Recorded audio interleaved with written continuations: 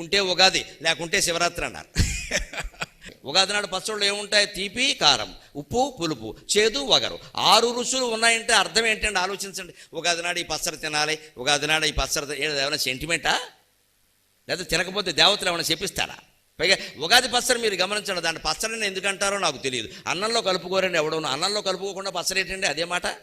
గోంగూర పచ్చడి కలుపుకోవా? చింతకాయ పచ్చడి కలుపుకోవా? వంకాయ పచ్చడి కలుపుకోవా? మరి ఉగాది పచ్చడి ఎవడో కలుపుకోడే. కలుపుకుంటే విచిత్రంగా చూస్తారు, అది కలుపుకుంటున్నాయి ఒకటి. మరి కలుపుకోనప్పుడు పచ్చడి ఎలా అయింది? అదే ఆలోచించాలి. పరిశోధన అంటే అదే. అక్కడ సంస్కృతి బయటపడుతుంది. కలుపుకోండామా అంటే పచ్చడి కాదు, పచ్చడి అంటున్నారు, కలుపుకోవడానికి వీలు లేదు. పోనీ ప్రసాదం అంటే కళ్ళకద్దుకొని తినడానికి వీళ్ళ. ఉగాది నాడు ఎవడో కళ్ళకద్దుకోడు, మామూలుగా తింటాడు. ఎందుకంటే ఉగాదికి దేవుడు లేడు. ఏ దేవుడి గుళ్ళోకైనా మీరు వెళ్ళొచ్చు. ఉగాదికి ప్రత్యేకంగా దేవుడు లేడు. శ్రీరామనవమికి దేవుడు వేరే, శివరాత్రికి దేవుడు వేరే, కృష్ణాష్టమికి దేవుడు వేరే, రథసప్తమికి దేవుడు వేరే. ఉగాదికి దేవుడు లేడండి, కాలమే దేవుడు.